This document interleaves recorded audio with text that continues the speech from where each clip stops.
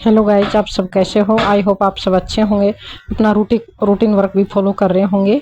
सुबह उठते अगर आप ये सब काम नहीं कर रहे हैं तो आपका लाइफ है वो एक अच्छी अचीवमेंट आप नहीं पा सकेंगे। इसलिए इन सब को आप जरूर फॉलो करें। टाइम से उठना, टाइम से सोना, उठते ही गर्म पानी पीना, रोज रोज एक्सरसाइज करना, हेल्दी माइंड के लिए पॉजिटिव रहना, अपने दिन का टाइम टेबल बनाना, अगले दिन का वर्क प्लान बनाना, रात को सोने से पहले पूरे दिन किए हुए वर्क का एनालिसिस करना, डिमोटिवेट करने वाले लोगों से दूर रहना, वह अपने आसपास की सफाई का ध्यान रखना, हर रोज कोई ना कोई किताब जरूर पढ़ना, ज़्यादा से ज़्यादा पेड़ लगाना, सभी के साथ मिलजुल कर रहना, ऐसे लोगों की हेल्प करना। इसके बाद ये रक्तदान की पीपीटी है, ये आप पढ़ सकते हो। जैसे कि मैं हर रोज़ आपको बताती हूँ पढ़ के कि अगर आप दान करना चाहते हो या कुछ अच्छा करना चाहते हैं तो समाज को एक स्वच्छ बनाने के लिए या फिर हेल्पलेस लोगों की हेल्प करने के लिए आप ये दान कर सकते हैं। तो आप कमेंट करके बताएं कि क्या करना चाहते हैं या फिर कौन सी चीज़ आप दान देना चाहते हैं। इसके बाद एक ये मोटिवेशन थॉट है, ये आप इसको पढ़ सकते हैं। अब हम जानेंगे कि ट्रंप से प्रधानमंत्री की मुलाकात हुई है। अभी हाल ही में जो डोनाल्ड ट्रंप है कतर के प्रधानमंत्री से मिले हैं। तो इसका बैकग्राउंड है वो अमेरिका के पूर्व राष्ट्रपति डोनाल्ड ट्रंप और भारत के प्रधानमंत्री नरेंद्र मोदी जी की संभावित मुलाकात संयुक्त राष्ट्र महासभा UNGA के समय प्रस्तावित हुई है। यह मुलाकात भारत अमेरिका के संबंधों, व्यापार विवादों, टैरिफ मुद्दों और रणनीतिक साझेदारी पर केंद्रित होगी। प्रमुख जो इसके की इश्यूज हैं वो ट्रेड एंड टैरिफ हैं, एडिशनल अफेयर्स हैं। भारत चाहता है कि इन व्यापार बाधाओं को कम किया जाए। एनर्जी सिक्योरिटी है, भारत रूस से सस्ता तेल आयात करता है जबकि अमेरिका पारदर्शी और विविध स्रोतों से ऊर्जा लेने का दबाव डालता है। रक्षा रणनीति है, डिफेंस और स्ट्रेटजी, दोनों देशों में रक्षा सहयोग, टेक्नोलॉजी ट्रांसफर और इंडो पैसिफिक क्षेत्र में सहयोग प्रमुख एजेंडा है। वीजा व प्रवासी भारतीय H1 वीजा नीति और अमेरिका में बसे भारतीय मूल के लोगों की भूमिका पर चर्चा की इसमें संभावना है। अब हम जानेंगे कि UPSC के रेलिवेंस से ये टॉपिक कैसे इंपॉर्टेंट है। तो इस क्षेत्र का महत्व क्या है? तो international relation, India USA, biter global diplomacy and UNGA context के इम्पोर्टेंट है। इसके अलावा करंट अफेयर, हाल ही की घटना, बायलैटरल एंड मल्टीपल डिप्लोमेसी, ऐसे और GS पेपर 2 और इंडिया US रिलेशन के पॉइंट ऑफ से काफ़ी इंपॉर्टेंट है। Trade and diplomacy, global energy security जैसे निबंध विषयों में भी ये आ सकता है। इसके लिए पॉसिबल UPSC जो क्वेश्चन है वो इस प्रकार है। भारत अमेरिका संबंधों में व्यापारिक भूमिका पर आप चर्चा कीजिए। तो इसका आंसर आप मेरे टेलीग्राम चैनल या फिर नीचे कमेंट में टाइप करके बता सकते हो। अमेरिका द्वारा लगाए गए टैरिफ और व्यापार बाधाओं से भारत की अर्थव्यवस्था पर क्या प्रभाव पड़ सकता है? भारत किस प्रकार ऊर्जा सुरक्षा और रणनीतिक साझेदारी में संतुलन बना सकता है? India US relation are a mix of cooperational and competition, आप इस पर कमेंट कीजिए। संयुक्त राष्ट्र सुरक्षा परिषद UNSC है वो UPSC की दृष्टिकोण से इसके जो मेन इंपॉर्टेंट फैक्टर हैं या पॉइंट है वो इस प्रकार हैं। तो इसकी स्थापना जो हुई थी वो 1945 में हुई थी और संयुक्त राष्ट्र चार्टर के तहत हुई थी। पहली बैठक इसकी 1946 लंदन में हुई थी। इसका मुख्यालय वह है वो न्यूयॉर्क में है, USA के अंदर है। तो आप इसको रिवाइज कर सकते हैं। इस्टेब्लिशमेंट इसकी 1945 के अंदर हुई थी। फर्स्ट जो मीटिंग हुई थी उसकी लंदन में हुई थी। हेडक्वार्टर इसका न्यूयॉर्क अमेरिका के अंदर है। इसके जो स्ट्रक्चर है, परमानेंट मेंबर्स इसके P5 हैं। स्थायी सदस्य इसके P5 जैसे अमेरिका, रशिया, चीन, फ्रांस, ब्रिटेन है। इसके अलावा 5 देशों के पास वीटो पावर है, यानी किसी भी कानून को अपना वीटो लगा के, वीटो का मतलब होता है मना करना, यानी किसी भी कानून को ही रोक सकते हैं। अस्थायी सदस्य इसके नॉन परमानेंट मेंबर्स हैं वो 10 है जिन्हें 2 वर्ष के लिए चुना जाता है।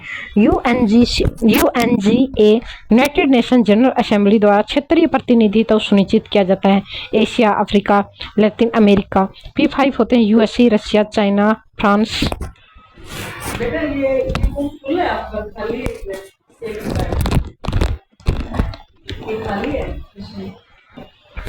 कार्य और अधिकार, अंतर्राष्ट्रीय शांति और सुरक्षा बनाए रखना,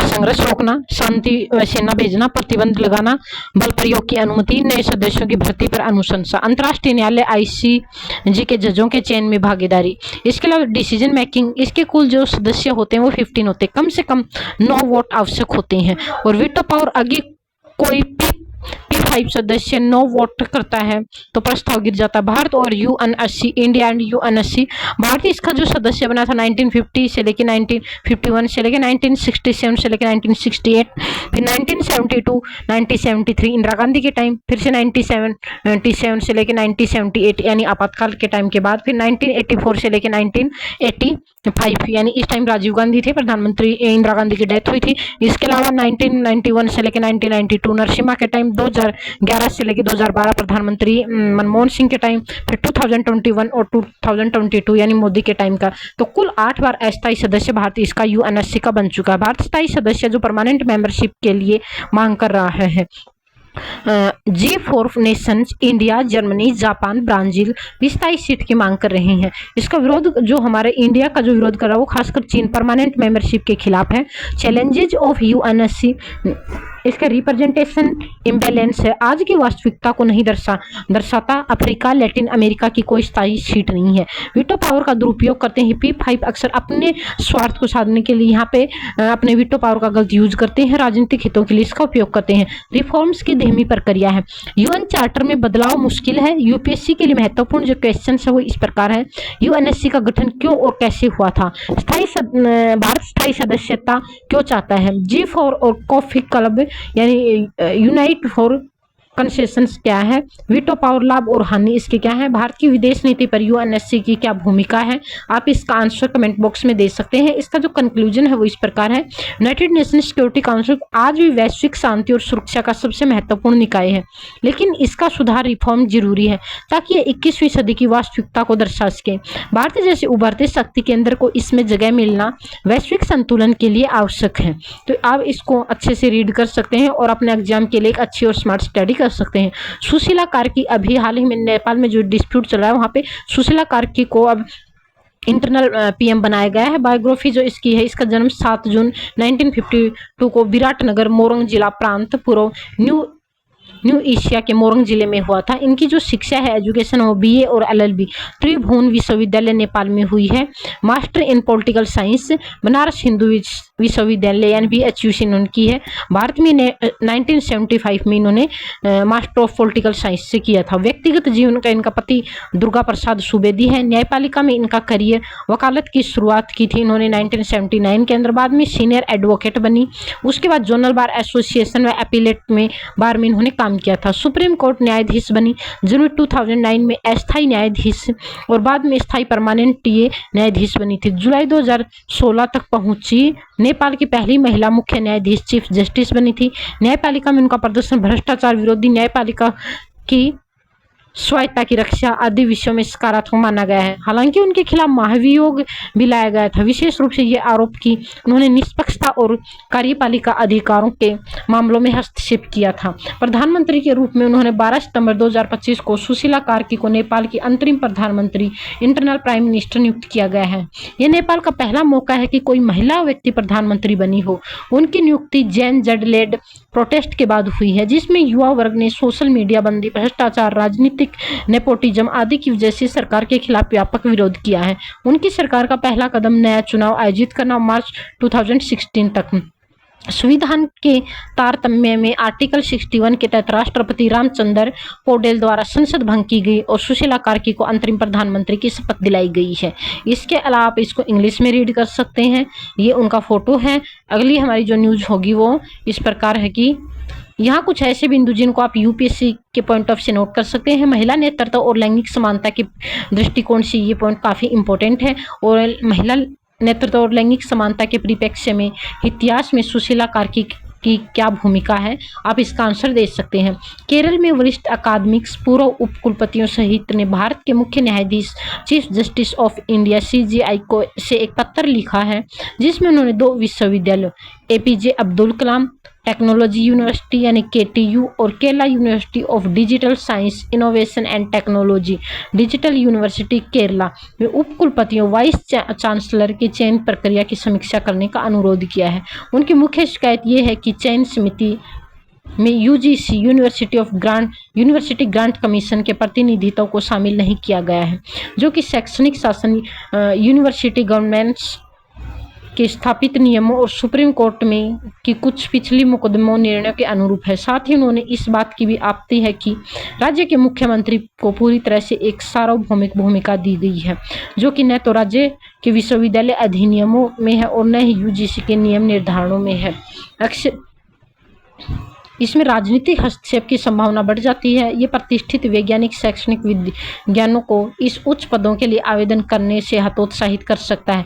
यूजीसी के यूजीसी रेगुलेशन 2018 में उप कुलपतियों के चयन की प्रक्रिया पर नियम है, जिसमें यूजीसी द्वारा नामित सदस्य का होना अनिवार्य है। सुप्रीम कोर्ट के मामलों जैसे क्या नाम है गंभीरन ऑफ गांधवी वीएस स्टेट ऑफ गुजरात 2019 का मैटर है। इसके अलावा doctor Sanjit PS vs doctor Rajshree MS 2022 का मैटर है। ऐसा निर्णय कि चयन समिति में यूजीसी का प्रतिनिधि होना चाहिए। विश्वविद्यालय अधिनियम ऑफ केरला फॉर केटीयू और डिजिटल यूनिवर्सिटी में चयन प्रक्रिया को लेकर राज्य सरकार की सिफारिश की आवश्यकता है और राज्य सरकार चांसलर के बीच सीमाएं भी निर्धारित हैं। तो यूपीएससी के रेलिवेंस से ये टॉपिक बहुत ही ज़्यादा इंपॉर्टेंस है। नीचे वे बिंदु है जो कि जीएस पेपर 2 आईपीआर और पॉलिटी एजुकेशन निबंध और परिचर्चा के लिए उपयोगी होंगे। विषय प्रश्न और विषय संबंध बिंदु है वो इस प्रकार है। शिक्षा नीति और शासन, एजुकेशन पॉलिसी एंड गवर्नेंस, विश्वविद्यालय में प्रशासनिक स्वायत्ता, निर्वाचित और नामित पदों पर राजनीतिक हस्तक्षेप पर चर्चा कीजिए। इस मामले में यह स्पष्ट है कि राज्य सरकार मुख्यमंत्री का हस्तक्षेप बढ़ाने से विश्वविद्यालय स्वायत्ता प्रभावित होगी। संवैधानिक प्रावधान, न्यायपालिका की भूमिका, सुप्रीम कोर्ट, उच्च न्यायालय का विश्वविद्यालय शासन में हस्तक्षेप किस सीमा तक है न्याय संगत है। चयन प्रक्रिया में न्यायालयों के निर्णय, यूजीसी नियमों का अनुपालन, चांसलर, गवर्नर, राज्य सरकार की भूमिका आदि। नैतिकता, पारदर्शिता, गुणवत्ता, उच्च शिक्षा में चयन प्रक्रिया की पारदर्शिता क्यों जरूरी है। योग्य विद्वानों को आवेदन करने में विश्वास। संभावित यूपीएससी के प्रश्न, इसमें जो पॉसिबल क्वेश्चन है वो इस प्रकार है। विस्तार से भारत में विश्वविद्यालय उप कुलपति चयन प्रक्रिया में यूजीसी की भूमिका और सुप्रीम कोर्ट के निर्णयों को महत्व समझिए। नंबर 2, विवादात्मक विषय, राजनीतिक हस्तक्षेप और विश्वविद्यालय द्वारा चुने गए अधिकारियों की स्वायत्तता के बीच बिगड़ता संतुलन। आप इस पर विश्लेषण कीजिए। वर्तमान मामला आधारित प्रश्न, केरल का हालिया मामला है ये, जो भारतीय शैक्षणिक शासन प्रणाली पर क्या संकेत देता है। नीतिगत सुझाव जो होंगे, उच्च शिक्षा में चयन प्रक्रिया को ज्यादा पारदर्शी और निष्पक्ष बनाने के लिए किन सुधारों की आवश्यकता है। यूपीएससी की तैयारी के लिए याद रखने के लिए जो मुख्य तत्व है वो आप इस प्रकार याद कर सकते हैं। यूजीसी रेगुलेशन 2018, उप कुलपति चयन में मानक, एलिजिबिलिटी, चयन समिति, यूजीसी सदस्य आदि। सुप्रीम कोर्ट के प्रेसिडेंट केस जैसे कि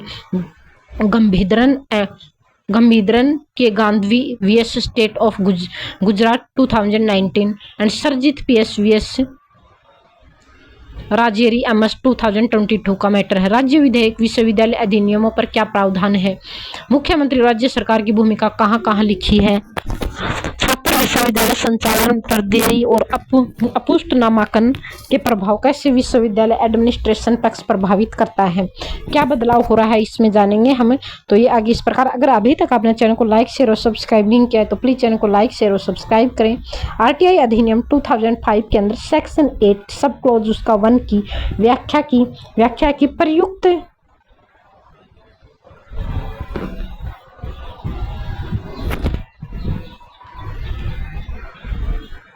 अच्छा, लेकिन कभी भी लेना ना, देखो अब तो आईफोन ही लेंगे दोनों। DPDP act 2023 digital person data protection act का प्रभाव, इसने पर्सनल डाटा या पर्सनल इंफॉर्मेशन की परिभाषा को इतनी व्यापक कर दिया कि अधिकांश सूचना व्यक्तिगत सूचना की श्रेणी में आ सकती हैं, जिससे सूचना देने की बजाय नकारने का झुकाव बढ़ गया है। इस बदलाव से यह संभव हो गया कि सामान्य नागरिकों की आरटीआई मांगों को प्राइवेसी या फिर लार्ज पब्लिक इंटरेस्ट के नाम पर अधिकतर केसों में खारिज किया जाए। कानूनी नियामक संदर्भ में इसको देखा जाए तो आरटीआई एक्ट सेक्शन 8 के अंदर सब क्लॉज 1 है। यह प्रावधान है कि एक सूचना अधिकारी पीआईओ को अनुमति देता है कि यदि सूचना व्यक्तिगत है और उसका सार्वजनिक हित से कोई संबंध नहीं है, अथवा यदि सूचना प्रकटीकरण से व्यक्तिगत गोपनीयता का अवैध उल्लंघन हो सकता है, तो सूचना देने से नकारा जाए। लेकिन साथ ही यह कहता है कि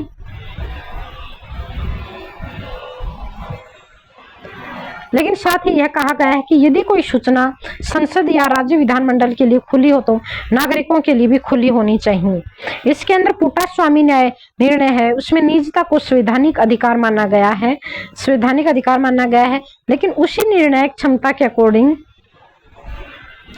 इसकी व्याख्या आरटीआई अधिनियम के नियमों के से टकरा रही, विशेषकर व्यक्तिगत स्वतंत्रता के लिए।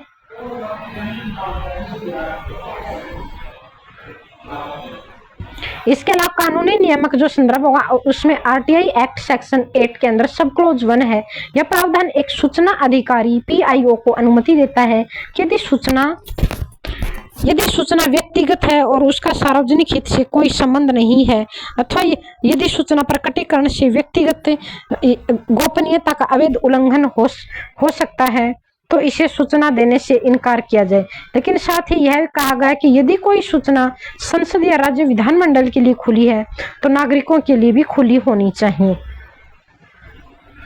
इसके अलावा पुट्टास्वामी न्याय निर्णय था, निजता को संवैधानिक अधिकार माना गया है, लेकिन उसी निर्णय को हाल के निजी हित और सार्वजनिक हित के बीच संतुलन जरूरी है। डीपीडीपी एक्ट 2023 इसकी कुछ व्याख्याएं और आरटीआई अधिनियम को पारित नियमों से टकरा रही हैं, विशेषकर व्यक्तिगत शब्द की परिभाषा और पर्सनल डाटा की सुरक्षा और अभ्यंतर की स्थिति है। इसके अलावा आप इसमें जानेंगे कि इसका मुख्य मुद्दा क्या है अभी हाल ही में। तो पारदर्शिता की कमी, जब सरकार सूचना देने से इनकार कर सके तो व्यक्तिगत या गोपनीयता के नाम पर नागरिकों की सूचना पाने की शक्ति कम होती है। संघीय विधानमंडल लोक प्रतिनिधि की भूमिका, आरटीआई कानून कहता है कि जो सूचना संसद या विधानमंडल को नहीं दी जाती वो न्यास नहीं हो सकता कि आम जनता को न दी जाए। यदि कानूनी प्रावधानों का पालन नहीं होगा तो लोकतांत्रिक जवाबदेही प्रभावित होगी।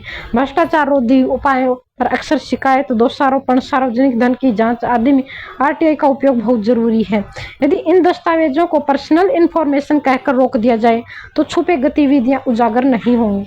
न्यायिक हस्तक्षेप, जुडिशियल ओवरसाइट, सुप्रीम कोर्ट, उच्च न्यायालयों को यह सुनिश्चित करना होगा कि आरटीआई एग्जाम्पशन का दुरुपयोग न हो। न्यायालयों के फैसलों पूर्व निर्णय का महत्वपूर्ण होंगे। संवैधानिक अधिकार, सूचना का अधिकार अभिव्यक्ति की आजादी से जुड़ा है। जब सूचना सार्वजनिक हित से जुड़ी हो तो इसे बंद करना अभिव्यक्ति की स्वतंत्रता पर आधारित है। नागरिक जागरूकता और न्यायालयीय प्रतिक्रिया, लोग जानते हो कि आरटीआई सिर्फ सूचना मांगना नहीं, पहला अपील, सूचना आयोग, हायर न्यायालय आदि माध्यम है, लेकिन प्रक्रिया जटिल है, समय लेने वाली और कभी-कभी भयभीत करने वाली भी है। संभावित प्रश्न विषय यूपीएससी के पॉइंट ऑफ व्यू इसमें जो मेन क्वेश्चन होंगे वो इस प्रकार होंगे।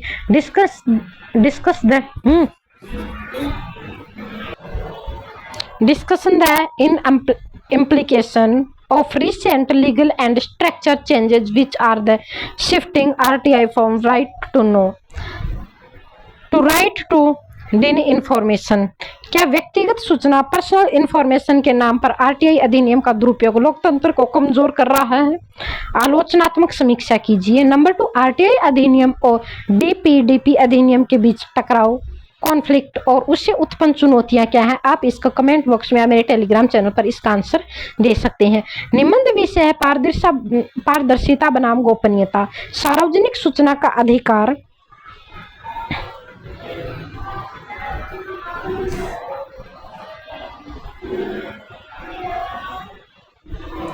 सार्वजनिक संभावित सुझाव what need to be done, इसमें यानी क्या करना चाहिए।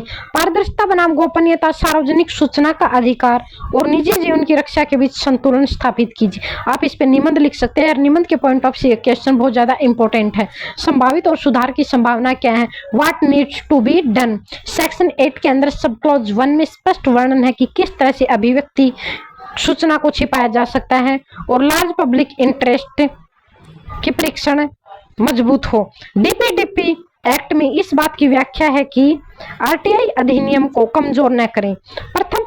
स्पष्ट प्राथमिकता क्रम अधिनियमों की हो। सूचना आयुक्त और न्यायालयों द्वारा प्रेसिडेंट स्थापित किए जाएं जहां सार्वजनिक हित में सूचना के प्रकटीकरण को बढ़ावा मिल सकता हो। आरटीआई मामलों में अपील प्रक्रिया जल्दी हो। सूचना आयोगों के पद भरे जाएं, जवाबदेही बढ़े, नागरिकों और नागरिक समाज की भागीदारी बढ़े।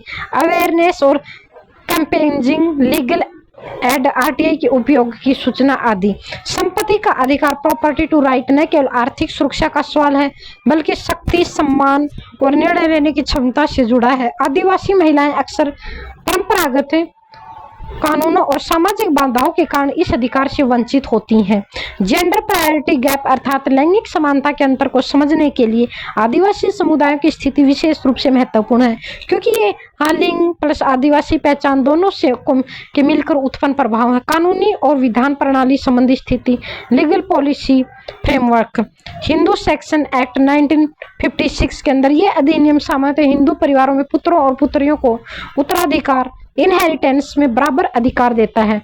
2005 में संशोधन के बाद, लेकिन संशोधन सेक्शन 2 के अंदर सब क्लॉज 2 के कारण शेड्यूल ट्राइब्स एसटी की महिलाओं पर आरोप यह अधिनियम स्वतः लागू नहीं होता जब तक कि केंद्र सरकार अधिसूचना न जारी करे। इस वजह से कोई आदिवासी महिलाएं पिता की संपत्ति में हिस्सेदारी नहीं बन पाती है।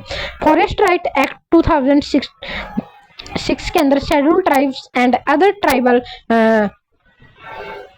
ट्रेडिशनल फॉरेस्ट ड्वेलर्स एक्ट 2006, इस कानून के तहत जो आदिवासी और अन्य पारंपरिक जंगलवासी रहते हैं उन्हें जंगल की भूमियों पर उनके प्रयोग और कब्जे के अधिकार दिए गए हैं। मैरिड लोगों के मामले में कुछ जगहों पर भूमि की संयुक्त स्वामित्व देने का प्रावधान है, लेकिन इसके बावजूद कस्टमर और नॉर्म्स और सामाजिक दबाव के कारण महिलाओं को पूरा अधिकार नहीं मिल पाता है। न्यायालयों के फैसले, जुडिशियल प्रोनाउंसमेंट, सुप्रीम कोर्ट ने रामचरण वीएस सखरन 2025 में कहा कि आदिवासी समूह में बेटियों को पिता की संपत्ति, रामचरण वीएस सुखराम 2025 में कहा कि आदिवासी समूह में बेटियों को पिता की संपत्ति में बराबर का अधिकार होना चाहिए। इसे फैसला में को असंवैधानिक मानते हुए समानता आर्टिकल 14 और समान अवसर आर्टिकल 15 के सिद्धांतों पर बल दिया गया है।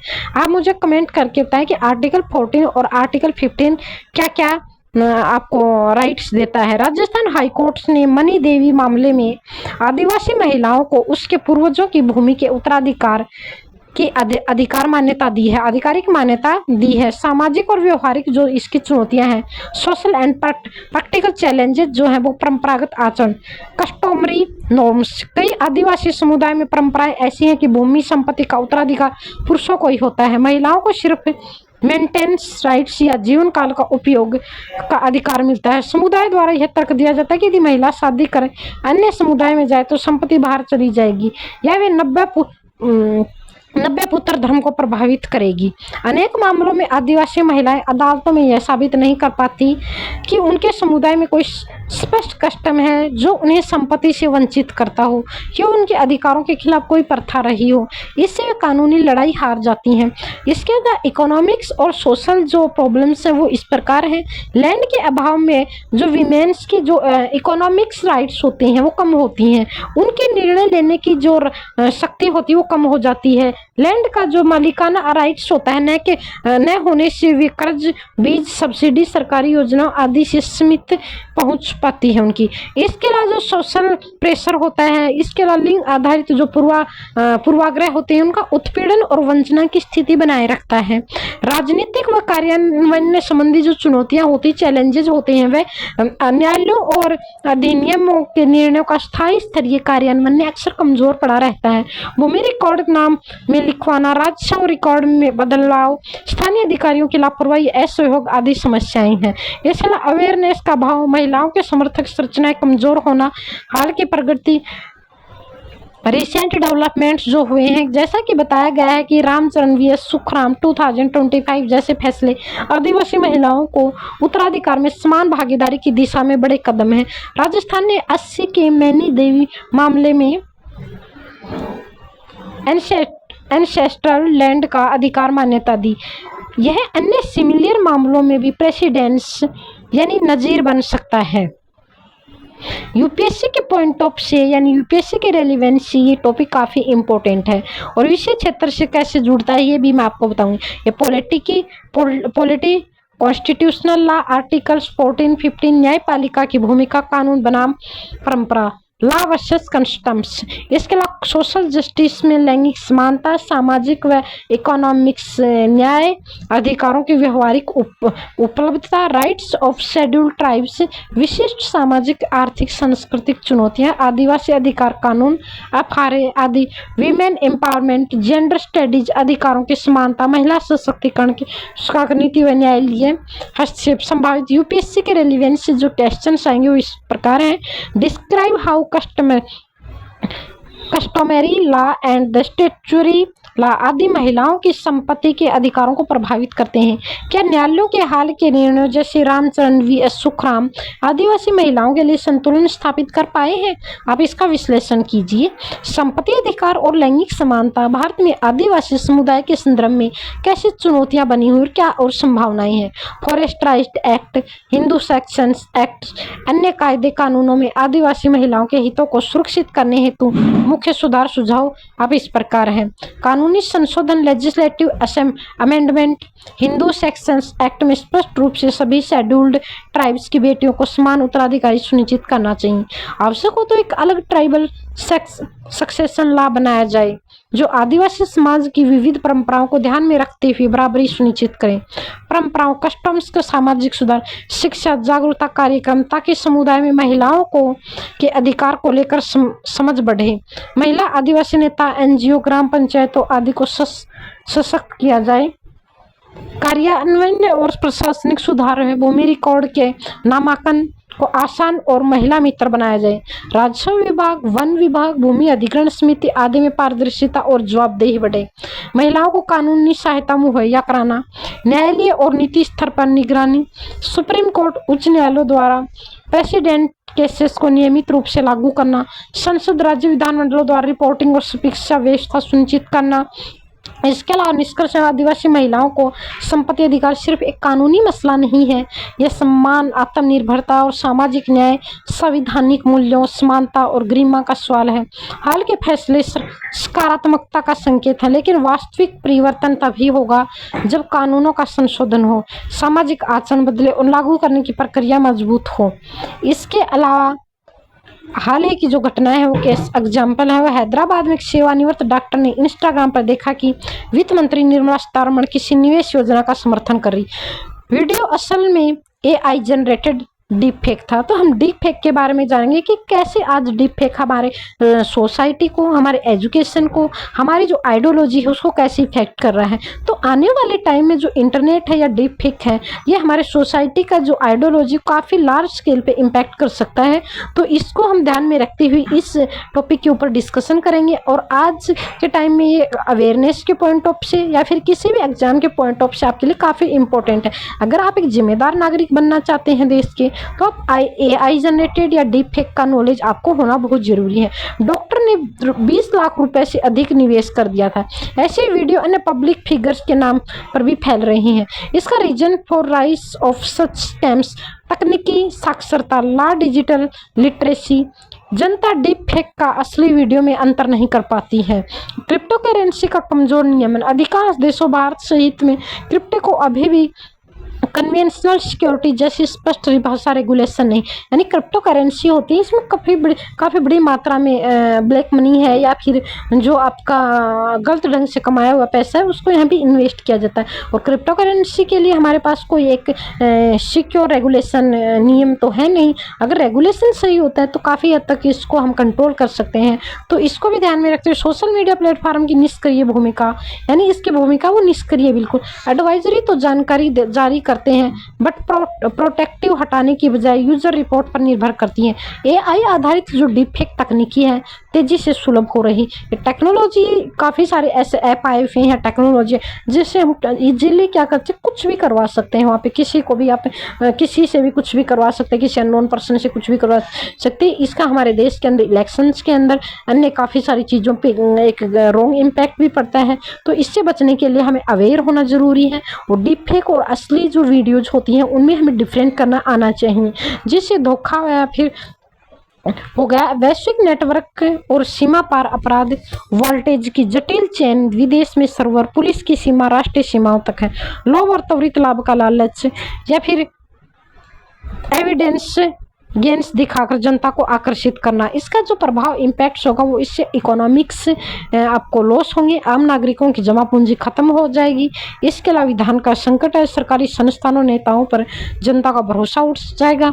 आर्थिक नुकसान, आम नागरिकों का की जमा पूंजी खत्म, विश्वास का संकट, सरकारी संस्थानों नेताओं पर जनता का भरोसा प्रभावित होगा। साइबर सुरक्षा खतरे में, अंतर्राष्ट्रीय क्राइम नेटवर्क्स करिए, मानसिक और सामाजिक नुकसान, पीड़ितों पर मनोवैज्ञानिक असर।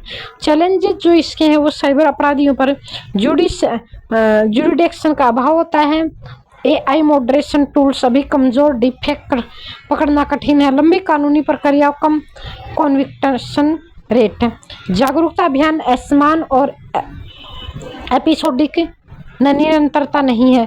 सुझाए गए जो कदम है वो मेजर्स सजेस्टेड, नियम रेगुलेशन, सरकारों को registration, disclosure norms, cross border और कॉरपोरेशन के लिए ग्लोबल स्टैंडर्ड बनाना चाहिए। क्रिप्टो करेंसी और डिजिटल निवेश स्कीम्स को सिक्योरिटी जैसे नियम बनाने चाहिए। इसमें डिजिटल लिटरेसी को बढ़ावा देना चाहिए, इसे सार्वजनिक नीति को प्राथमिकता बनाना।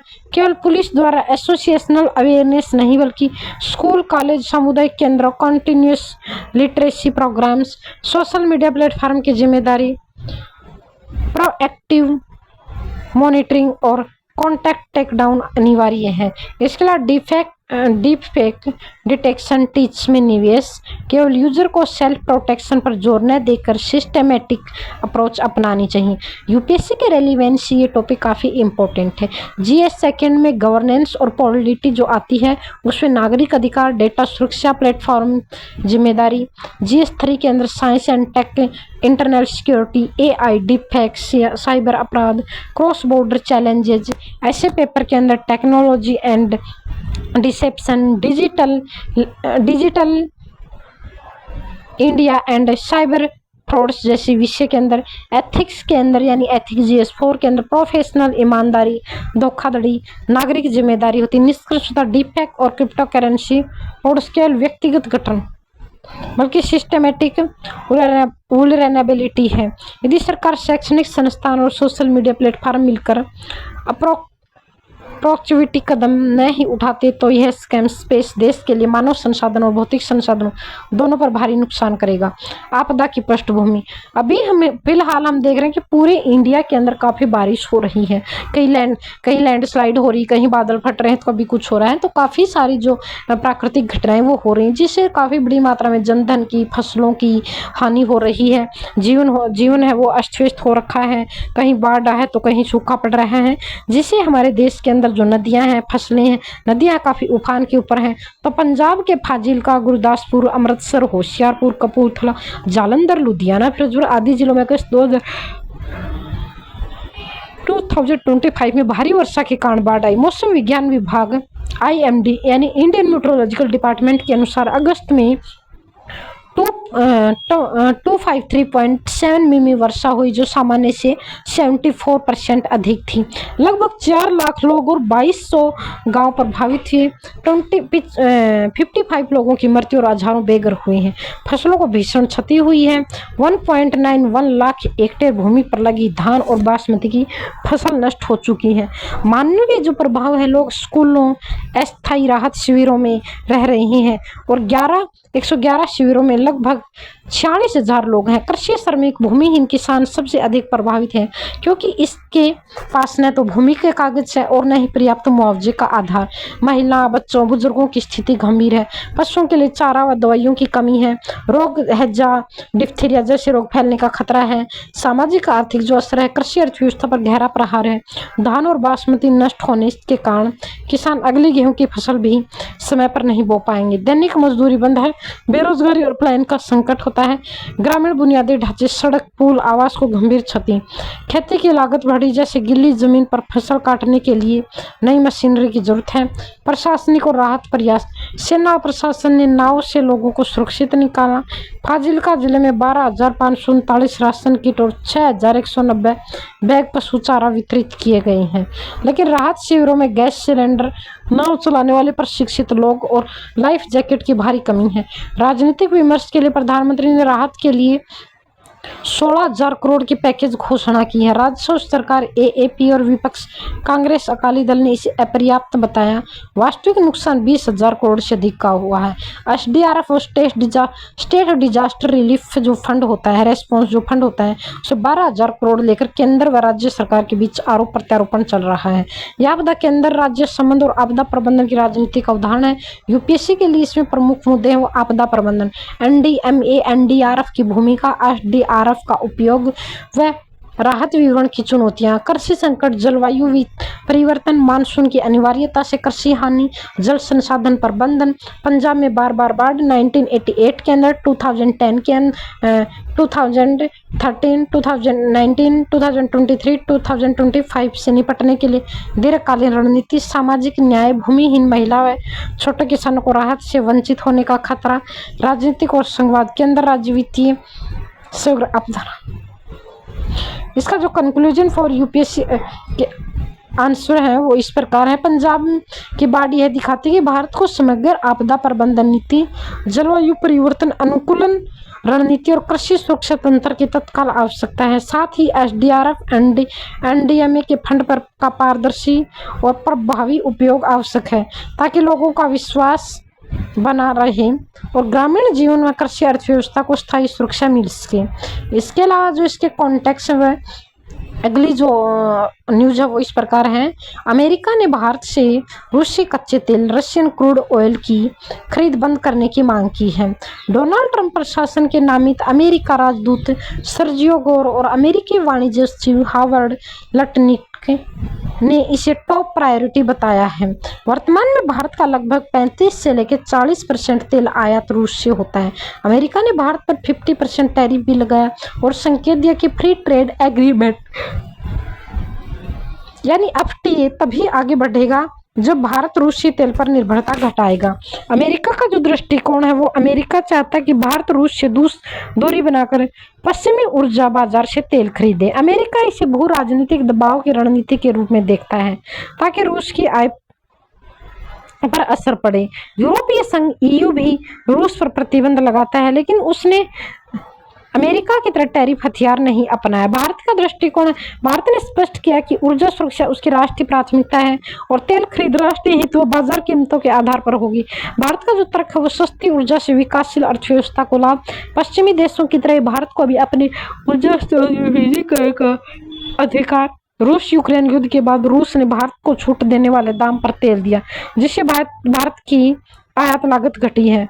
यूपी से GS2 और GS3 के लिए जो मुद्दे हैं वो इस प्रकार विदेश नीति और कूटनीति। भारत की रणनीतिक स्वायत्ता स्ट्रेटेजिक जो ऑटोनॉमी होती है का परीक्षण कीजिए। अमेरिका के साथ फ्री ट्रेड एग्रीमेंट, वार्ता और स्क्वाड सहयोग प्रभावित हो सकते हैं। ऊर्जा सुरक्षा के रेलिवेंस से भारत विश्व का तीसरा सबसे लार्ज तेल आयातक है। आयातित तेल यानी इम्पोर्ट ऑयल पर निर्भरता लगभग 85% है। रूस सस्ता और स्थिर स्रोत है जिसे छोड़ना बहुत ही हार्ड है। जो जियोपॉलिटिक्स है वो अमेरिका बनाम रूस के बीच भारत पर दबाव। भारत का संतुलन बैलेंसिंग जो एक्ट, रूस से ऊर्जा और रक्षा सहयोग, अमेरिका से रणनीतिक व आर्थिक साझेदारी, अंतर्राष्ट्रीय व्यापार, टैरिफ और प्रतिबंध का प्रयोग, वैश्विक व्यापार को हथियार बनाने का उदाहरण। WTO नियमों और मुक्त व्यापार समझौतों, FTA के भविष्य पर प्रश्न चिन्ह है। संभावित जो यूपीएससी प्रीलिम्स और मेंस के पॉइंट ऑफ से जो क्वेश्चन है वो GS2IR, भारत की ऊर्जा सुरक्षा और विदेश नीति में रूस से तेल आयात की भूमिका पर चर्चा कीजिए। GS3 इकोनॉमी, ऊर्जा आपूर्ति विविधीकरण, एनर्जी एंड डाइवर्सिफिकेशन भारत की आर्थिक सुरक्षा के लिए क्यों आवश्यक है। अब हम जानेंगे कि ऐसे के ऊपर डिस्कशन करते हैं और ऐसे आप तो या तो टेलीग्राम चैनल पर लिख सकते हैं या फिर आप मेरे मतलब कमेंट बॉक्स में यूट्यूब चैनल पर ही लिख सकते हैं। तो राष्ट्रीय बनाम वैश्विक दबाव है भारत की ऊर्जा नीति। इसका जो कंक्लूजन होगा भारत के लिए यह चैलेंज है कि अमेरिका दबाव के बावजूद अपनी रणनीतिक स्वायत्ता बनाए रखे और तेल आयात का प्रश्न केवल आर्थिक नहीं बल्कि भू राजनीतिक शक्ति संतुलन से भी जुड़ा है। भारत भारत को दीर्घकालीन रूप से ऊर्जा विविधीकरण, renewable and multiple oil sources और मजबूत कूटनीति दोनों की जरूरत ही होगी। प्रधानमंत्री नरेंद्र मोदी की मणिपुर यात्रा, अभी हाल ही मणिपुर के जो मुद्दे चल रहे थे वहाँ पे प्रधानमंत्री नरेंद्र मोदी गए और उन्होंने वहाँ पे क्या क्या घोषणाएं की हैं, ये सब हम इस न्यूज के अंदर जानेंगे। तो ये यूपीएससी की रेलिवेंस से काफी इंपॉर्टेंट टॉपिक है। इसका जो बैकग्राउंड है, मई 2023 में मणिपुर में मेइतेई और कुकी जो समुदाय के बीच जो जातीय हिंसा चल रही है, अब तक लगभग 250 लोगों की मौत और 60,000 से अधिक लोग स्थापित हो चुके हैं। हिंसा के कारण राज्य में सुरक्षा, विश्वास की कमी और विकास कार्यों का प्रभाव पड़ा है। पीएम की यात्रा का महत्व, सिग्निफिकेंस ऑफ पीएम विजिट। ये यात्रा हिंसा शुरू होने के बाद प्रधानमंत्री की पहली यात्रा है। इम्फाल मेइतेई बहुत बहुल क्षेत्र और चूड़ाचांदपुर कुकी जो बहुत ही बहुल क्षेत्र हैं, दोनों स्थानों पर पीएम का कार्यक्रम है। शांति और विश्वास बहाली का संदेश देने का प्रयास। यात्रा का मुख्य बिंदु की हाइलाइट्स हैं जो विकास परियोजनाएं, कुल 8,500 करोड़ की परियोजनाओं का उद्घाटन। इम्फाल 12,000 करोड़ की परियोजनाएं, चूड़ाचांदपुर में 7,300 करोड़ रुपए की परियोजनाएं।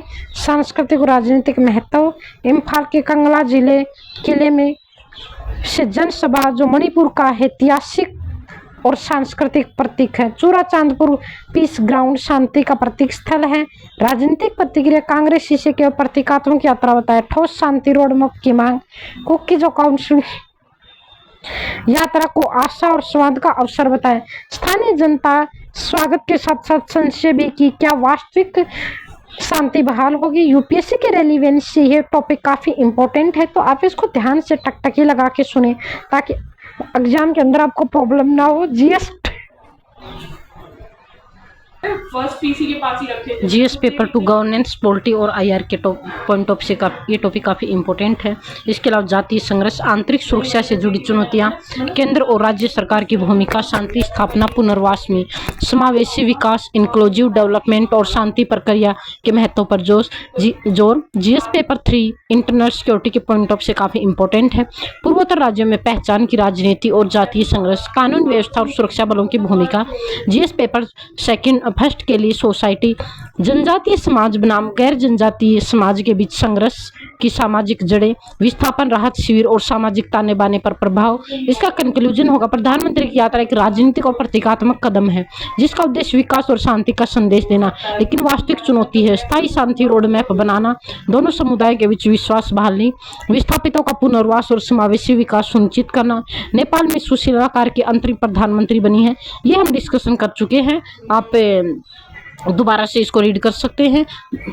कानून व्यवस्था बहाल करना, हिंसा आगजनी व्यवस्था को नियंत्रित करना, जनता का विश्वास जीतना, राज्य की संस्थाओं में विश्वास बहाल करना, जनरल जेड की मांगे पूरी करना, पारदर्शी और जवाबदेही प्रशासन, स्वतंत्र जांच कराना, 8 सितंबर की हत्या और सरकारी दमन के लिए जिम्मेदार लोगों की जांच, चुनाव कराना, जल्द से जल्द लोकतांत्रिक रूप से चुनी सरकार को सत्ता सौंपना, संस्थागत सुधार, भ्रष्टाचार के खिलाफ सख्त कदम। यूपीएससी के दृष्टिकोण से ये पॉइंट काफी इंपॉर्टेंट है। Paper 2 governance, international relation. Nepal Bharat का पड़ोसी और रणनीतिक रूप से महत्वपूर्ण देश है। राजनीतिक अस्थिरता और लोकतंत्र की चुनौतियां, भारत नेपाल संबंधों पर असर। इसका जीएस पेपर 1 के अंदर सोसाइटी एंड मॉडर्न हिस्ट्री के रेलिवेंस से टॉपिक काफी इंपॉर्टेंट है। दक्षिण एशिया में लोकतंत्र का विकास और जन आंदोलन की भूमिका, समाज में युवा पीढ़ी, जैन जड़ की राजनीति में भागीदारी। जीएस पेपर 3 में internal security and international issue के पॉइंट ऑफ से काफी इंपॉर्टेंट है। पड़ोसी देशों में अस्थिरता का भारत की सुरक्षा पर प्रभाव, सीमावर्ती राज्यों बिहार, उत्तर प्रदेश, सिक्किम, उत्तराखंड पर असर। इसका संभावित मेंस जो क्वेश्चन है उसके लिए नेपाल में हाल की राजनीतिक अस्थिरता और अंतरिम सरकार का गठन भारत नेपाल संबंधों के लिए किस प्रकार की चुनौतियां और अवसर प्रस्तुत करता है, आप चर्चा कीजिए। दक्षिण एशिया में लोकतांत्रिक संस्थाओं की विफलता का मुख्य कारण राजनीतिक नेतृत्व की जवाबदेही का अभाव है, नेपाल के संदर्भ में आप स्पष्ट कीजिए। खुदरा मुद्रास्फीति, रिटेल इन्फ्लेशन, अगस्त 2025 यूपीएससी दृष्टिकोण से महत्वपूर्ण है। प्रमुख इसके की डाटा है वो खुदरा मुद्रास्फीति सीपीआई इन्फ्लेशन अगस्त 2025 में 2.1% पर पहुंच गई है। जुलाई 2025 में 2.67% थी, यानी मामूली गिरावट आई इसके अंदर। हाउसिंग इन्फ्लेशन है 3.06%, अगस्त में बना 3.30%, जुलाई लगभग स्थिर है। फ्यूल और लाइट फ्यूल 2.9%, अगस्त में बनाम 1.4% जुलाई में, इसमें तेज वृद्धि है। फूड प्रोडक्शन सब्जियां 15.9%, इसमें दालें होती है 14.5%, डिफ्लेशन तेल के अंदर 21.2%, इन्फ्लेशन वैश्विक उच्च दाम और प्लस लो बेस इफेक्ट। इसके रीजन है जो सब्जियों व दालों में कीमतों में गिरावट आई है, सप्लाई बेहतर और पिछले वर्ष की उच्च कीमतें। तेल है वो वैश्विक बाजार में कीमतें अधिक, भारत आयात पर निर्भर। फ्यूल है वो अंतर्राष्ट्रीय तेल की कीमतों में वृद्धि का असर। जीएसटी रेट कट कीमतों को कुछ हद तक कम कर रहा है, लेकिन इसका असर लंबी अवधि में दिखेगा। आरबीआई व मौद्रिक नीति पर असर, अभी रेट कट की संभावना कम है, आरबीआई पुश करेगा, लेकिन दिसंबर 2025 के बाद 25 से लेकर 50 बेसिक पॉइंट तक ब्याज दर कटती होगी। अगर ग्रोथ डाउनसाइड हुआ तो यूएस फेड आक्रामक दर कटौती करता है। यूपीएससी के दृष्टिकोण से काफी इंपॉर्टेंट है ये जीएस पेपर 3 इकोनॉमी। सीपीआई और डब्ल्यूपीआई और कोर इन्फ्लेशन की समझ, आरबीआई की मौद्रिक नीति, मॉनेटरी पॉलिसी व मुद्रास्फीति प्रबंधन, आयात निर्भरता तेल व दालों पर इसका प्रभाव प्रीलिम्स के पॉइंट ऑफ से काफी इंपॉर्टेंट है ये। रिटेल इन्फ्लेशन, सीपीआई, उपभोक्ता स्तर की मुद्रास्फीति, coral inflation, food and fuel को छोड़कर। बेस इफेक्ट, पिछले वर्ष के आंकड़ों का वर्तमान आंकड़ों पर प्रभाव। संभावित यूपीएससी के दृष्टिकोण मेंस जीएस3। भारत में हाल की खुदरा मुद्रास्फीति में गिरावट मुख्यतः खाद्य उत्पादों में डिफ्लेशन के कारण है, न कि संरचनात्मक सुधारों के कारण। टिप्पणी कीजिए। प्रीलिम्स मेंस के अंदर एमसीक्यू, भारत में खुदरा मुद्रास्फीति सीपीआई की गणना किस संस्था द्वारा की जाती है? भारतीय रिजर्व बैंक द्वारा, वित्त मंत्रालय द्वारा, राष्ट्रीय सांख्यिकी कार्यालय द्वारा या नीति आयोग द्वारा? आप इसका आंसर कमेंट बॉक्स में दे सकते हैं। सीपी राधाकृष्णन ने भारत के 15वें उपराष्ट्रपति के रूप में शपथ ली है। हाल ही में आपने देखा कि द्रौपदी मुर्मू ने उपराष्ट्रपति जगदीप धनखड़ ने रिजाइन किया था, उसके बाद राधाकृष्णन उपराष्ट्रपति बनी है। राष्ट्रपति द्रौपदी मुर्मू ने शपथ दिलाई है। इस अवसर पीएम मोदी और पूर्व उपराष्ट्रपति जगदीप धनखड़, हामिद अंसारी, वेंकैया नायडू और कई मुख्यमंत्री मौजूद रहे। राधाकृष्णन ने पदभार ग्रहण करने के बाद राजस्थान के सभापति, चेयरमैन ऑफ राज्यसभा के रूप में कार्यभार संभाला है। उन्होंने कहा कि विपक्ष के साथ लेकर संसद चला, संवैधानिक लोकतंत्र में विपक्ष की महत्वपूर्ण भूमिका को रेखांकित किया। उन्होंने महात्मा गांधी, राजघाट, अटल बिहारी वाजपेयी, सदैव अटल और चौधरी चरण सिंह किसान घाट पर श्रद्धांजलि दी। यूपीएससी के रेलिवेंस से ये संविधान पॉलिटिक जीएस2 के लिए काफी इंपॉर्टेंट है। उपराष्ट्रपति का पद अनुच्छेद 63 से लेकर 71 तक। चुनाव प्रक्रिया अनुच्छेद 66, दोनों सदनों का सदस्य मिलकर चुनते। कार्यकाल 5 वर्ष का है। राष्ट्रपति राज्यसभा के पदेन सभापति एक्स ऑफिशियल चेयरमैन होते हैं। राष्ट्रपति की अनुपस्थिति या मृत्यु की स्थिति में कार्यवाहक राष्ट्रपति के रूप में कार्य करते हैं, अनुच्छेद 65 के अकॉर्डिंग। उपराष्ट्रपति का कार्य केवल संवैधानिक नहीं बल्कि राजनीतिक संतुलन बनाने का भी है।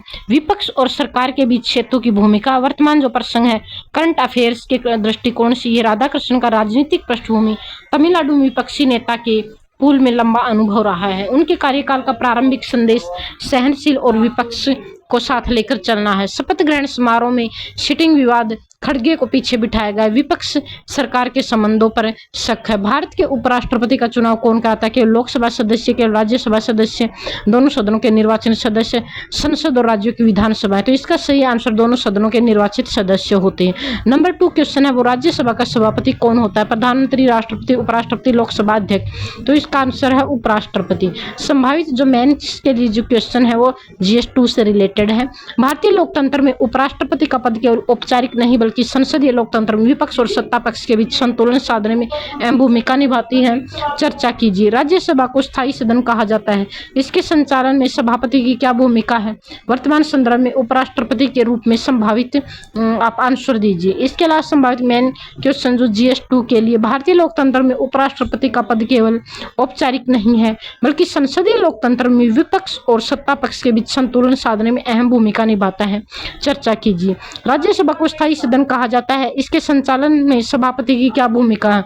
वर्तमान संदर्भ में उपराष्ट्रपति के रूप में सीपी राधाकृष्णन की चुनौतियों पर आप टिप्पणी कीजिए। इसके अलावा सुप्रीम कोर्ट ने केंद्र और चुनाव आयोग से जवाब मांगा है कि क्या राजनीतिक दलों को नियंत्रित करने और उनके काले धन को अपराधीकरण में उपयोग को रोकने के लिए कोई वैधानिक ढांचा बनाया जा सकता है। याचिका अश्विनी उपाध्याय द्वारा दायर की गई, जिसमें राजनीतिक दलों को काले धन, जातिवाद, सांप्रदायिकता और मनी लॉन्ड्रिंग के माध्यम के रूप में इस्तेमाल होने से रोकने के लिए कानून बनाने की मांग है। याचिका में कहा गया कि राजनीतिक दलों को पब्लिक अथॉरिटी की तरह मानना चाहिए ताकि उन पर भी आरटीआई जैसे प्रावधान लागू हो। कोर्ट ने कहा कि यदि राजनीतिक दलों पर कोई आदेश देना है तो सभी रजिस्टर्ड राजनीतिक दलों को पार्टी बनाना जरूरी होगा। यूपीएससी के पॉइंट ऑफ से काफी इंपॉर्टेंट है। संविधान अनुच्छेद 324 में चुनाव आयोग की स्थितियां हैं। आरपी एक्ट 1951 राजनीतिक दलों के पंजीकरण से संबंधित प्रावधान है। आरटीआई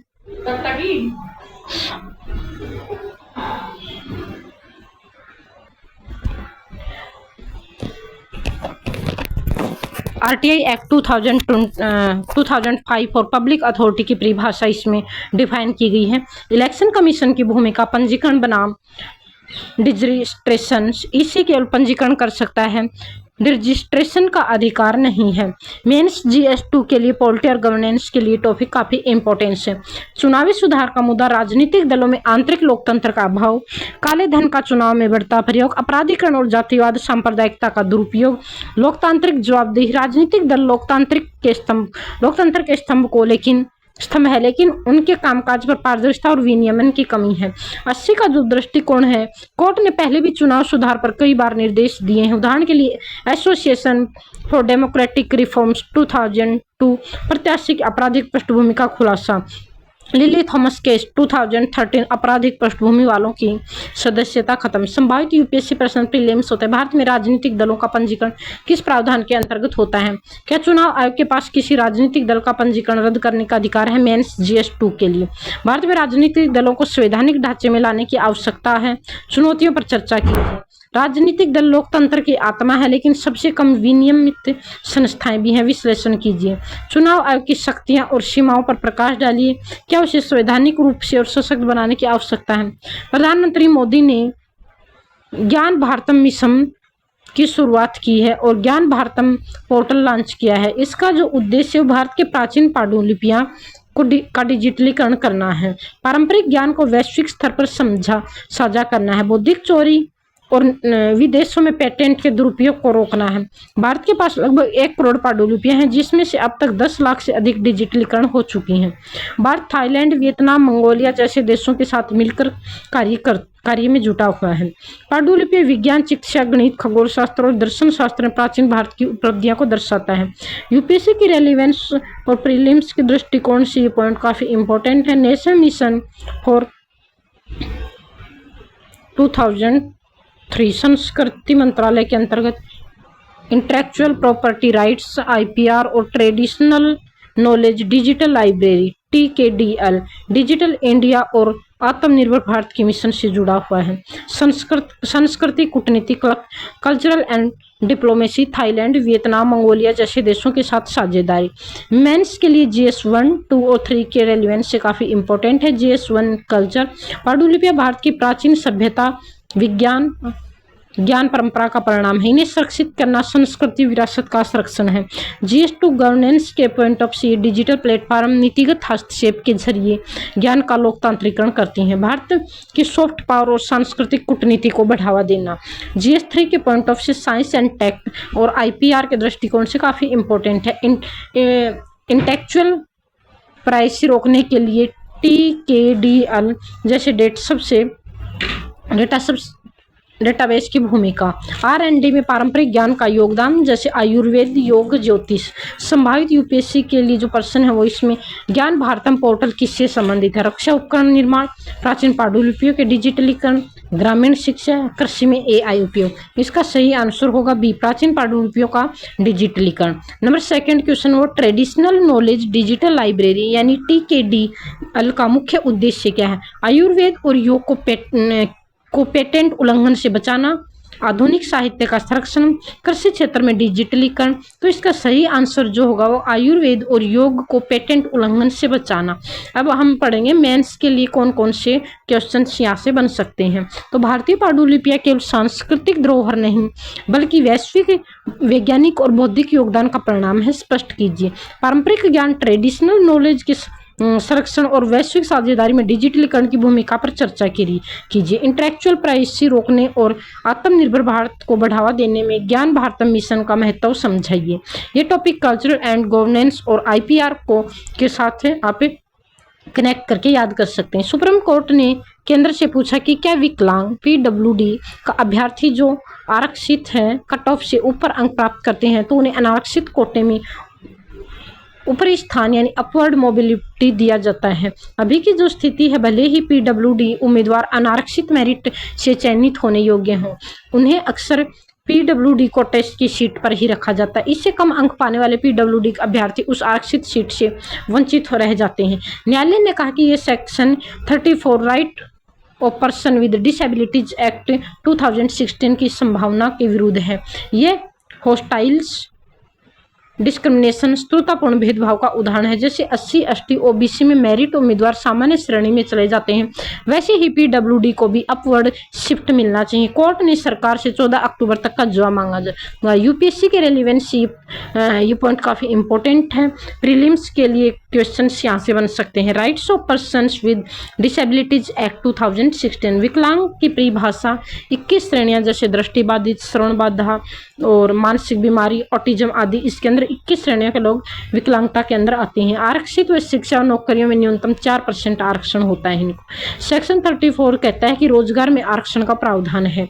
अब कॉन्सेप्ट SC ST OBC में लागू, PWD में अब तक अस्पष्टता है, यानी SC और ST OBC में मिलता है लेकिन PWD में अभी तक स्पष्ट नहीं है।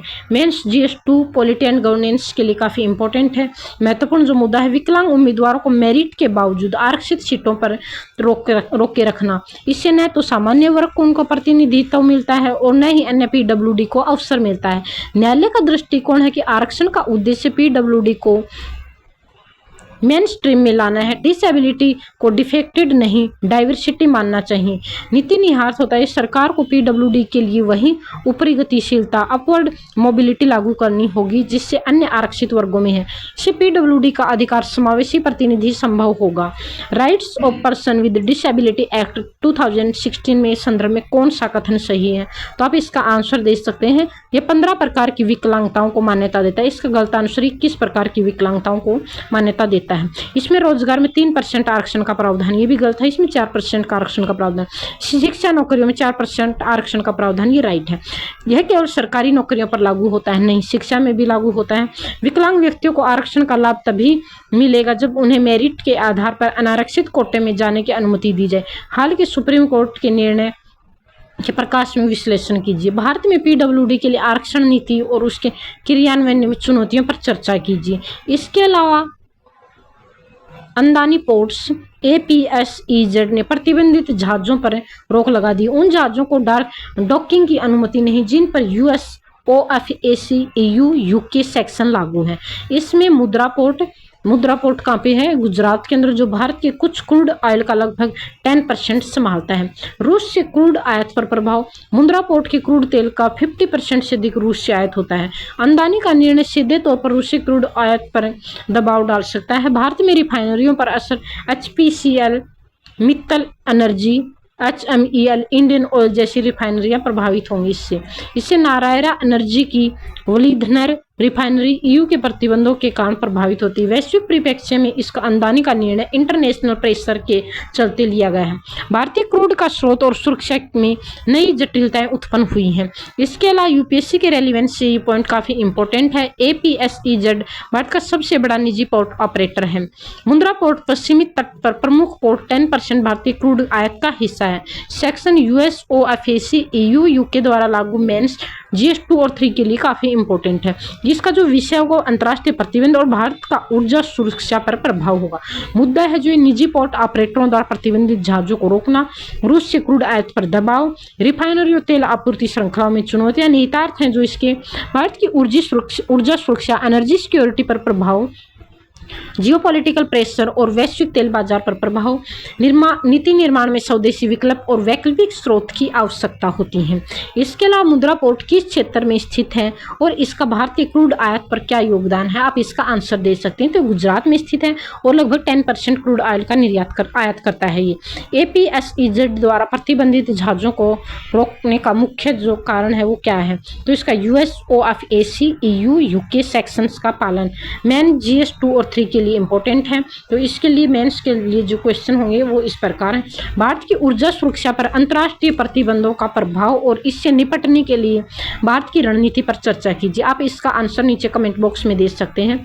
भारत में निजी पोर्ट ऑपरेटरों की भूमिका और उनके निर्णयों का क्रूड आयात पर वैश्विक तेल बाजार पर प्रभाव पर चर्चा कीजिए। अब हम पढ़ेंगे सेबी का प्रस्ताव। अभी हाल ही में सेबी का प्रस्ताव आया कि बड़ी कंपनियों को, लार्ज कॉर्पोरेटर्स हैं, उसके IPO के लिए मिनिमम पब्लिक शेयर होल्डर्स यानी MPS नियमों में ढील दी गई है, ढील देने की सिफारिश की है। इसका जो उद्देश्य है, पर्पज है, वो उच्च गुणवत्ता वाले स्टॉक्स को प्राइमरी मार्केट में लाना और रिटेल निवेशकों के हित को बढ़ाना है। मौजूदा जो नियम है वो कहते हैं कि post issue market cap 1 lakh crore वाली कंपनियों को कम से कम 5,000 करोड़ और 5% पोस्ट इश्यू शेयर पब्लिक को देने होते हैं। बड़ी कंपनियों के लिए जो समस्याएं हैं वो बड़ी कंपनियों के लिए पर्याप्त स्टॉक पब्लिक को देना चुनौतीपूर्ण है। बाजार में इतने शेयरों की आपूर्ति को अवशोषित करना मुश्किल होता है। इससे IPO की रुचि में कमी आ सकती है और शेयर की कीमत पर दबाव बन सकता है। प्रस्तावित जो सुधार है वो बड़ी कंपनियों को पब्लिक फ्लोट कम करने की अनुमति, धीरे धीरे MPS को 25% तक लाने का समय मिलेगा। इससे लिक्विडिटी और रिटेल निवेशकों के हित की रक्षा होगी। निगरानी जो होगी, इसके लिस्टिंग के बाद स्टॉक एक्सचेंज निगरानी करेंगे ताकि शेयर ट्रेंड में व्यवधान न आए। UPSC की रेलिवेंस ये पॉइंट काफ़ी इंपॉर्टेंट है। प्रीलिम्स के लिए SEBI securities and exchange board of India भारतीय पूंजी बाजार का नियामक है। MPS minimum public share holders किसी कंपनी के पब्लिक में लिस्टेड शेयर का न्यूनतम प्रतिशत। IPO होता है ये कंपनी का पहली बार शेयर सार्वजनिक में बेचना। मेंस GS 3 के लिए विषय होगा पूंजी बाजार और वित्तीय बाजार में सुधार। मेन पॉइंट्स वो बड़े IPO और MPS की ढील का उद्देश्य क्या है, रिटेल निवेशकों के हित और मार्केट की लिक्विडिटी, लंबी अवधि में निगरानी और नियमों का पालन। संभावित जो क्वेश्चन हैं वो प्रीलिम्स के पॉइंट ऑफ से आप पहला क्वेश्चन है वो MPS का पूरा नाम क्या है, इसका उद्देश्य क्या है, तो इसका पूरा नाम मिनिमम पब्लिक शेयर होल्डिंग है। पब्लिक में न्यूनतम शेयर रखने का नियम है। सेबी किस तरह से IPO और MPS ढील देने का प्रस्ताव कर रहा है, तो बड़ी कंपनियों को, लार्ज कॉर्पोरेट्स के IPO में। इसके अलावा मेन GS 3 के लिए इंपॉर्टेंट है। सेबी द्वारा बड़ी कंपनियों के IPO के लिए MPS के नियमों में ढील देने का प्रस्ताव भारत के पूंजी बाजार में किस तरह प्रभाव डालेगा। नंबर 2, रिटेल निवेशकों के हित और शेयर बाजार की लिक्विडिटी के दृष्टिकोण से MPS की भूमिका स्पष्ट कीजिए। आप इसका आंसर नीचे कमेंट बॉक्स में दे सकते हैं। अब हम पढ़ेंगे चित्रावल तमिलनाडु और Abdullah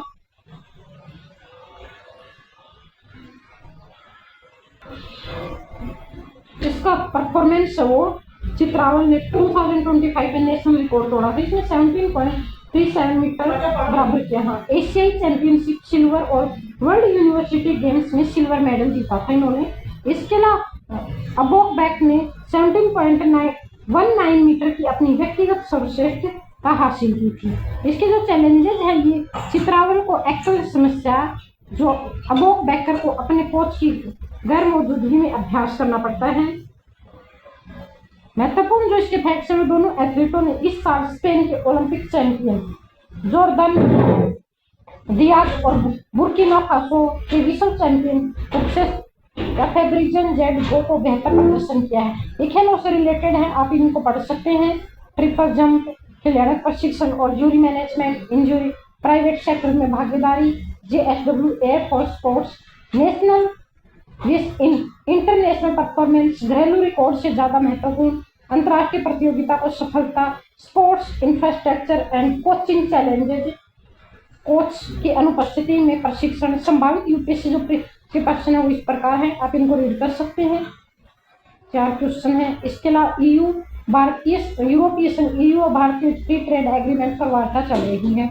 EU trade commissioner Miroslav ने कहा कि FTA दिसंबर 2025 तक पूरा हो जाएगा। भारत में इसकी जो स्थिति है वो commerce and industry minister Piyush Goyal ने भी जल्दी समझौते की प्रतिबद्धता जताई है। यूं की वार्ता टीम भारत में 7 दिन की बैठक के लिए आई है। भारत EU FTA एक ग्राउंड ब्रेकिंग समझौता माना जा रहा है। ऑटो कंपोनेंट्स और अन्य क्षेत्र इसमें शामिल हैं। EU India FTA currently under negotiation extracted to council by the December 2025 है।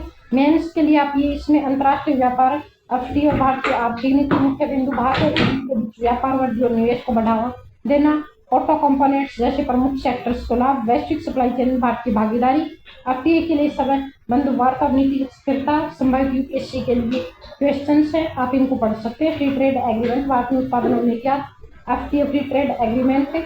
डेफिनेशन है FTA एक फ्री ट्रेड एग्रीमेंट है, व्यापार समझौता है जिसमें 2 या 2 से अधिक देशों के बीच आयात और निर्यात पर शुल्क लागू टैरिफ को कम या हटा दिया जाता है ताकि वस्तु और सेवाओं का व्यापार बढ़ सके।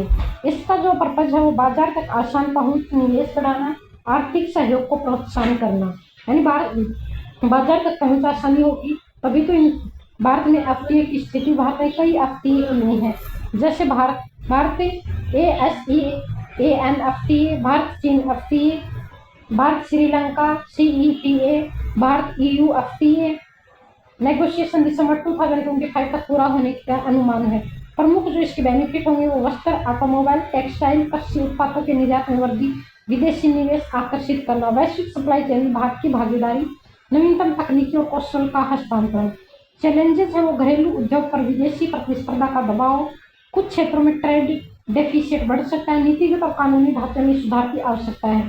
UPSC के लिए जो प्रीलिम्स समझौते का नाम है इसकी सूची, प्रमुख सेक्टर्स और अंतर्राष्ट्रीय व्यापार FTA का अर्थ, भारतीय आर्थिक नीति में FTA का योगदान, फायदे और चुनौती क्या है, भारत में EU FTA पर विश्लेषण, ब्लू इकोनॉमी कॉन्क्लेव कार्यक्रम और नाम का उद्देश्य, name blue tiles 2 source 1 visions, location है इसकी केरला, स्टेट कैपिटल बलेला कोवालम, डेट है इसकी सितंबर 18 से लेकर 19। इसका ऑब्जेक्टिव हो भारत और यूरोप के बीच विशेषकों के बीच नीली अर्थव्यवस्था पर विचार विमर्श, सस्टेनेबल और रेसिलिएंट मॉडल के लिए रोड मैप बनाना, यूरोपीय अनुभव तकनीकी का लाभ उठाकर राज्य की समुद्री अर्थव्यवस्था को बढ़ाना। भागीदारी में 29 यूरोपीय देश जिसमें 17 ने भाग पुष्टि की है। आप इसको इसके क्वेश्चंस हैं।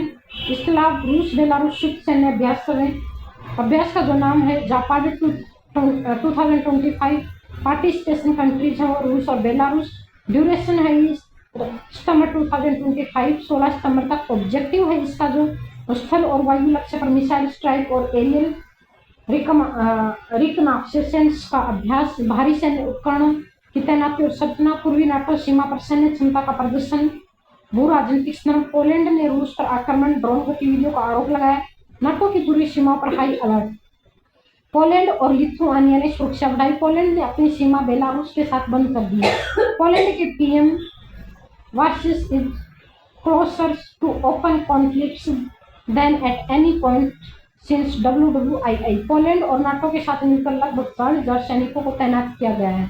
इसकी जो विशेषता है, पहली बार यूक्रेन युद्ध के दौरान आयोजित जापान अभ्यास कर रहा है। बेलारूस ने ग्रोडनो क्षेत्र में ड्रिल्स जो पोलैंड और लिथुआनिया के पास है, नॉर्थर्न फ्लीट्स के जहाजों को तैनात किया गया है। UPSC की दृष्टिकोण से आप पढ़ सकते हैं, मेंस के दृष्टिकोण से पॉइंट है। इसके अलावा इसका जो प्लेकॉम 2025 इसका आयोजन और भारत मंडपम में हो रहा है, न्यू दिल्ली के अंदर संयुक्त आयोजन है। The Hindu group of sports stars KPMG India. मुख्य उद्देश्य भारत में खेल को राष्ट्रीय आंदोलन बनाना, खिलाड़ी केंद्रीय दृष्टिकोण, खेल विज्ञान, एथलीट कल्याण पर ध्यान, खेल को सामाजिक और आर्थिक विकास के माध्यम के रूप में बढ़ावा देना। केंद्रीय मंत्रियों प्रमुख वक्ता है union sport minister doctor Mansukh Mandaviya. खेल को राष्ट्रीय आंदोलन बनाने का आह्वान, targeted Olympic podium schemes TOPS के तहत विश्व स्तरीय सुविधाएं, 10 साल और 25 साल की दृष्टि योजना, 2047 तक भारत को दुनिया के शीर्ष 5 खेल राष्ट्रों में शामिल करना। गुड गवर्नेंस बिल एक्ट और महिला प्रतिनिधि पर जोर, IOA प्रेसिडेंट PT उषा, ग्रामीण और छोटे शहरों में प्रतिभा की पहचान, ग्रास रूट्स खेल संस्कृति पर जोर, owner joint security ministry of youth affair sports, national sports governance act 3 स्तंभों पर आधारित है। आयोजन स्थापना भारत मंडप के अंदर, या आप इसको पढ़ सकते हैं। खेल उद्योग सेवा प्रतिस्पर्धा में संतुलन आधारित है। खेल फ्रेंचाइजी निवेश अधिकारी दृष्टिकोण, जरूरी लाभ प्रौद्योगिकी अनुशासन। इसके अलावा ये सारी जितनी भी आज की मेन जो न्यूज है वो इस न्यूज़पेपर के अंदर है, तो आप इसको रीड कर सकते हैं।